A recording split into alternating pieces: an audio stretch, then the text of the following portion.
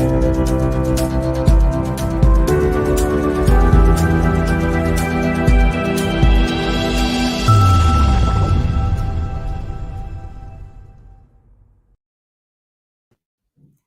morning. Good morning. It is Make It Happen Monday. It's 9 a.m. And so we're here talking this week about success without stress. And without any further ado, I have a fantastic guest with me, a lovely lady called Sam Palmer, and talking about success without stress through the menopause. So if you are a woman in your maybe 40s or 50s, I don't know whether they start earlier. I know I was quite early. Please tune in. Please ask your questions. Without any further ado, let's get Sam on the show and find out what she's got to share with us. Hi, Sam. Good morning, Cheryl. Thank you very much for inviting me. You're very welcome. So we met a few weeks ago at a conference, and we were in a speed networking, I do believe. We had like 30 seconds to catch up with each other, but I was wowed with what you were talking about. And I know for me, certainly when we talked, I can remember quite some stressful times through the menopause, and I perhaps didn't know she talked about it. So it was just lovely to know we can have you on the show talking about it. So what are you making happen in this menopause movement area? I know that's sort of where you sort of said your key areas of focus are right now. Yes. So despite I've got a medical background, I'm a nurse by training, but my passion is to encourage women in perimenopause, menopause and beyond back into movement and exercise in a way that they absolutely love. So a lot of women have had aches and pains, and they're busy and they're juggling life and all of that sort of thing. And they've just fallen out of love with moving in a way that makes them happy. And so I suppose I like to dispel many, many menopause myths, but also encourage them to do something about that and get people living their life in a slightly different way, a way that, I don't really like this phrase, but it works, that serves them better, that makes them feel better. Yeah. I'm tempted to ask you why you don't like that phrase. We'll come back to it later about why it doesn't serve you. I know that for my journey, I certainly can relate to that. I've been working with a PT instructor now for about 10 years. And that would have been actually, if I think about it, right towards the beginning of my menopausal journey. And I hadn't kind of realized that. But I think parenthood and just busyness with self-employed, I'd fallen out with love and with exercise. And it's only through that journey realized I used to love it before. Yeah. And it's a really weird. So what is it about, when we think about success without stress, that's the theme. Right.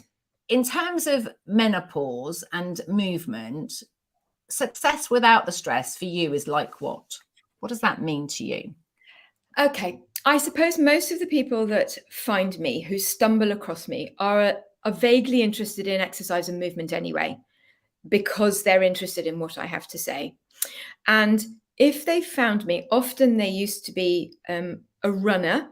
And so their success meant perhaps doing marathons or triathlons or Ironman or something like that.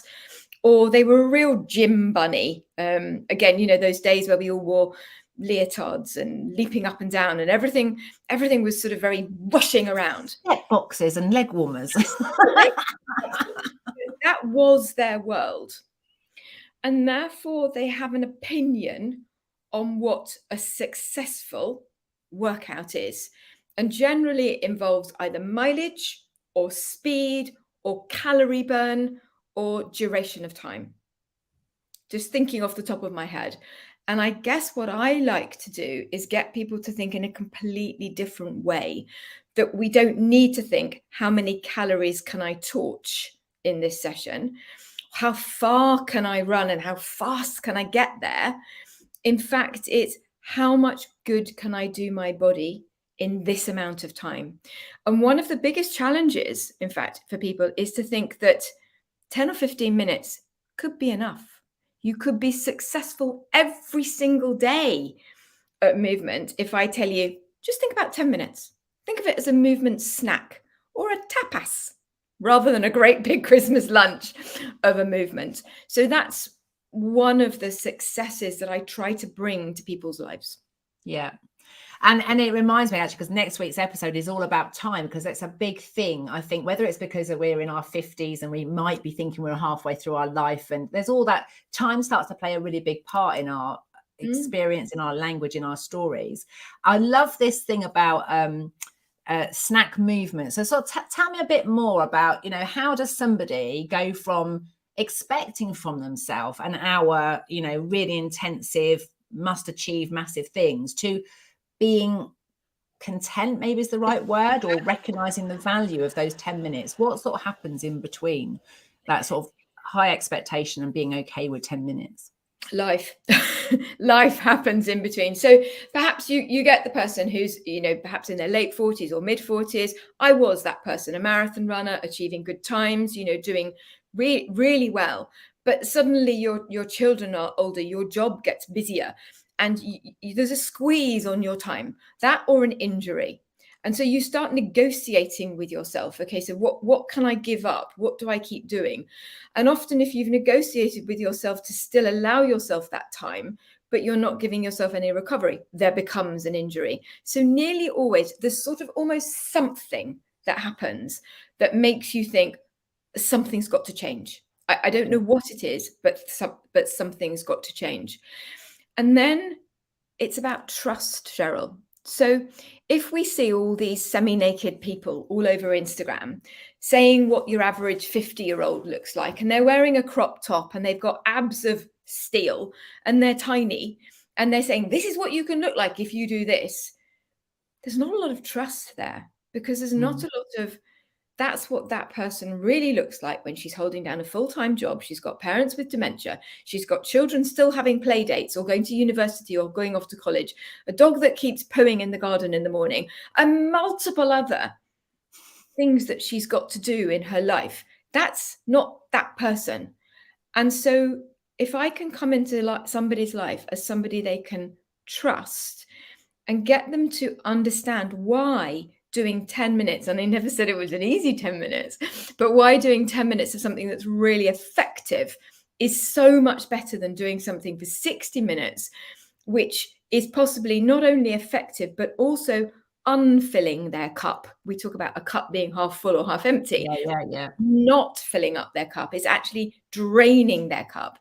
Then with luck and a following wind, I can get them to come around to my way of thinking. And then, of course, they start to feel really good, because everything's a win. Everything's a win.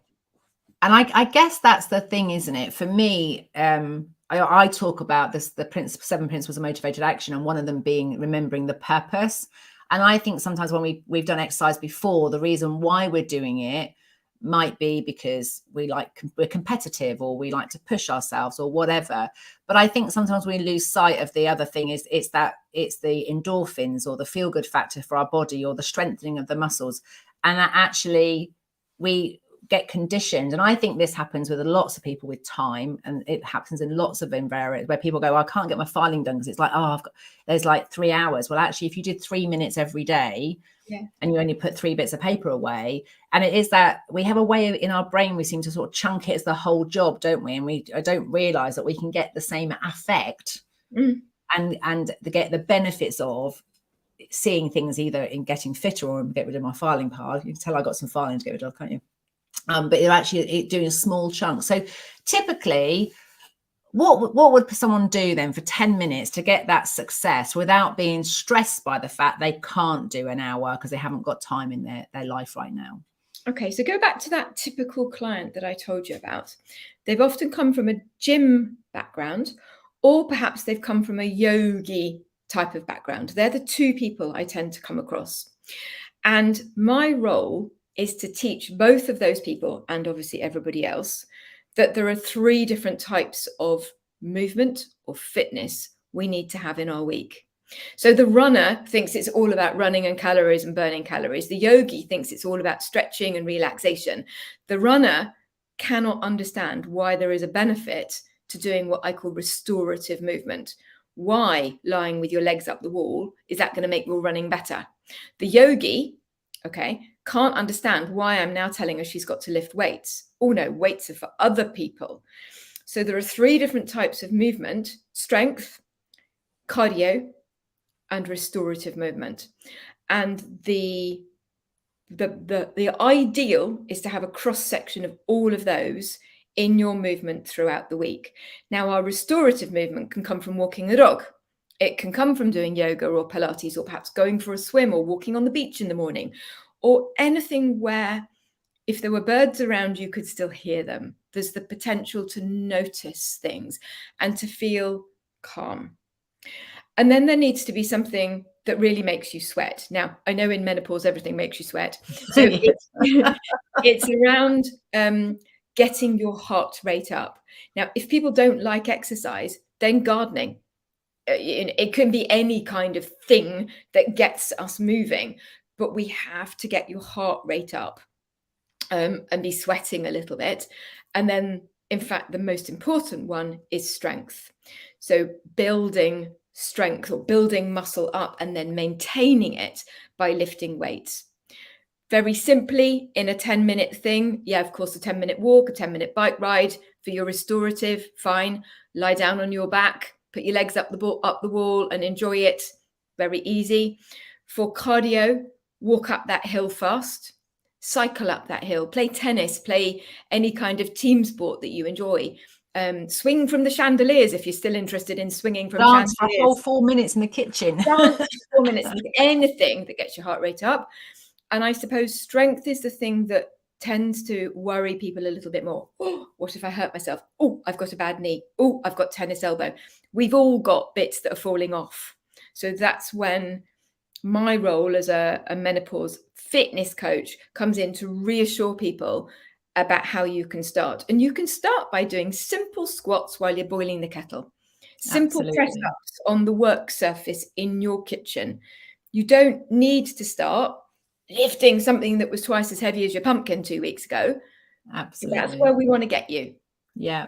So Paul's joined us on LinkedIn. Hi, Paul. He says, hello, lovely ladies. I'm at an age where I now have quite a few friends going through the menopause, and it all seems very different for each person. Absolutely. But do you know what I've realized? And this, Paul, will probably relate to you as well, even though you're not going through menopause, but you're definitely going to be on the supporting side. But from a health point of view, and going back to this theme of success without stress, there is that thing, isn't there? I think that we can often, whether it's work, I've got to be right, like on a treadmill. You're just always in that stressful state, which I would call the aerobic. Yeah. So if you did only aerobic stuff all of the time, whether it's mental aerobic, mental gymnastics, or whether you're talking physical, it sounds like you've got the formula is these three things: the restorative, the strength, and the cardio. And I think that is where you get success without stress, is that you can have the stressful stuff. Mm-hmm. If you don't have the restorative stuff, and you don't have the stuff that builds your strength up in between, you don't balance and work between them, then the system doesn't work. So I guess, I'm trying to think why. So is there anything else that people need to know about strength? Yeah. I'm actually going to say, particularly to Paul here, we've been talking about these things as if they're quite nice. They're non-negotiable. If you want to be walking yourself to your own toilet when you're 83, if you want to be able to put your luggage in your overhead locker next time you go on a plane, if you want to have a skeleton that is dressed in enough muscle that you can live in the way that you want to live, all of this stuff is non-negotiable. Now that's a bit harsh, shut up, Sam, you don't know what it's like. No, I do. I totally get it. It is a non-negotiable. So Paul is watching, or maybe watching and coming back. This muscle strength, this muscle decline, it's called sarcopenia, is the medical term for it, doesn't only happen to women, it happens to women and men. So what I'm talking about is the menopause, but I'm also talking about menopause being part of aging. We all age, don't we? So our natural muscle strength starts to decline from 35, Cheryl. 35. And we lose a percentage of that every decade as we get on. So we need to start looking at not only maintaining, but replacing muscle in whatever way we can. How we eat, how we sleep, how we rest. Sleep and rest aren't the same thing. So everything's intertwined. But when you chuck in a few hormone ups and downs along the way, it's almost the perfect storm. So that's why this is really important. And I think talking about sort of gender, it is okay. It is applicable to Paul, but also we're living, aren't we, with other people of these other genders going through. So it's also recognised when all of us, men or women, are going through change. Yeah. And I don't think it's not just down to women who end up with, you know, overwhelm of family, business, work life to deal with, and that our own health and our own, as in this case, strength is squeezed out, and we don't find the time. Yeah. So it's non-negotiable, and I totally get that, and it's something I've had drilled into me from my own fitness instructor. So I totally get that. But what was really interesting, it wasn't until I started doing it again, and I have, you know, my mornings generally are for workout, and I tend to coach from 1 o'clock onwards. But it's not until you do it again and then you pay attention to how you feel and the knock-on effect that it has, you know, when you start noticing that you can do this or you can do that, that you can remind yourself sometimes of why it's non-negotiable. I know that it impacts everything if I don't do those movements, even short half an hour ones. I haven't got down to 10 minutes yet, but I have done sort of half-hour workouts. So, and a half-hour workout, I think this is what's really important, because you just used the word even, and I'm picking you up on that slightly. please do. People hear, oh, I adjusted or I even did.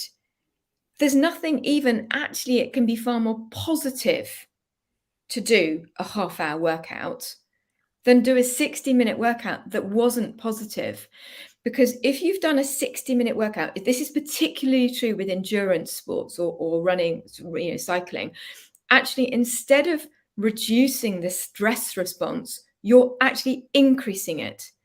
So whilst you might think, yeah, that's brilliant, I've been running for an hour, you actually have potentially caused more stress on your body, particularly if you're not a runner. This isn't something that's coming naturally to you, than if you'd just done it for 30 minutes. So we need to really watch our conversation around exercise and be careful not to belittle a movement snack or a 30-minute workout and make people think it's not quite good enough. It's like when people say, I relented, I've gone on HRT, I'm so sorry, I gave in.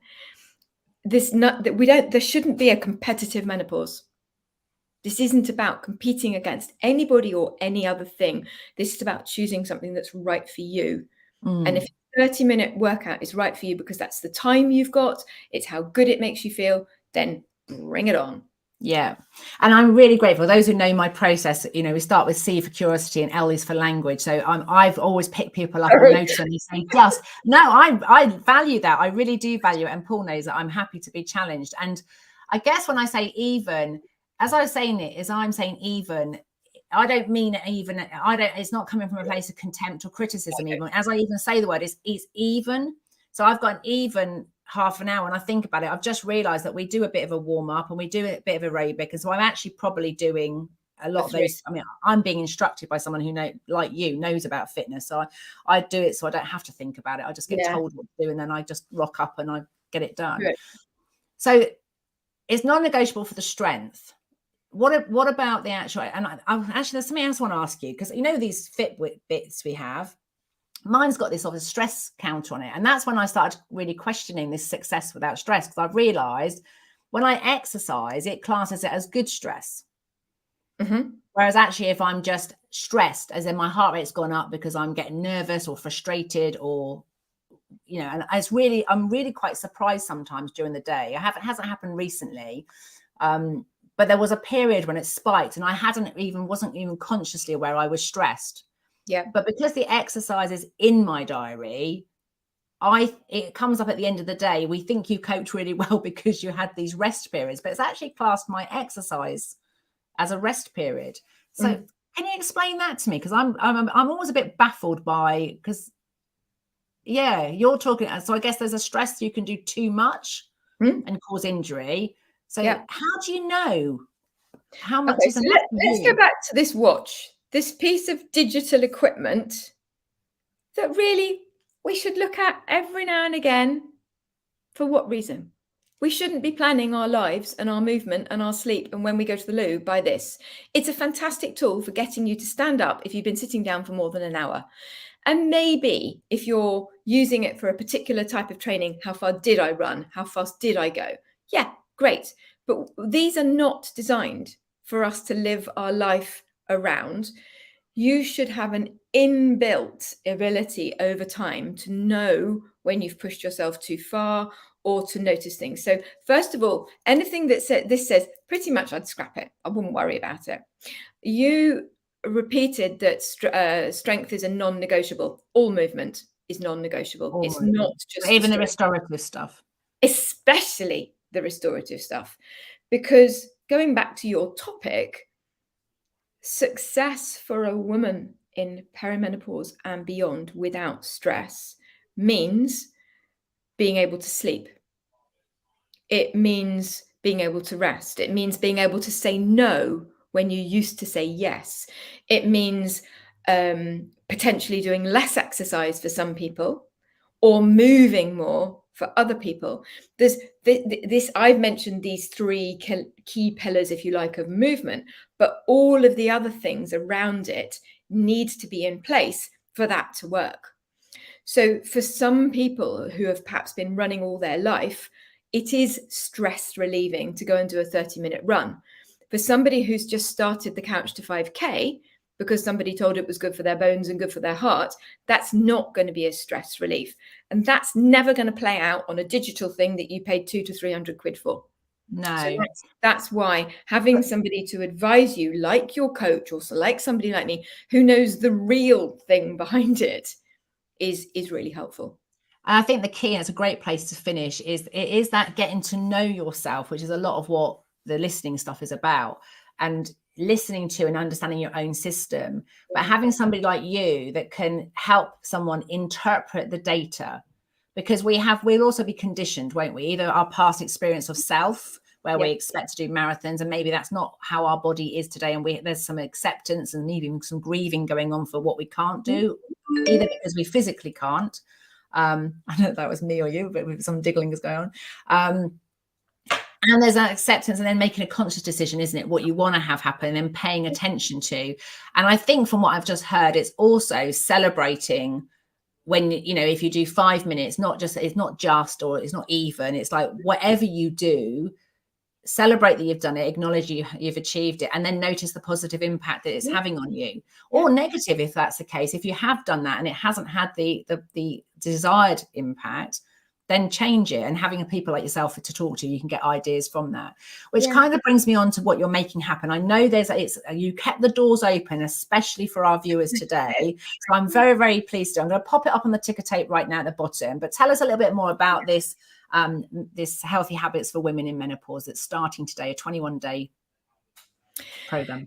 Twice a year, I run this program. It's video led. It's a little video. I've tried to keep it under 5 minutes every day for 21 days, when I take a variety of topics and I lift the lid on some of the utter that's out there around midlife health.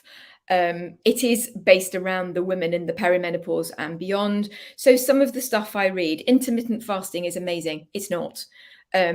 Eat, do this, do that, give up gluten. So I lift the lid on lots of things.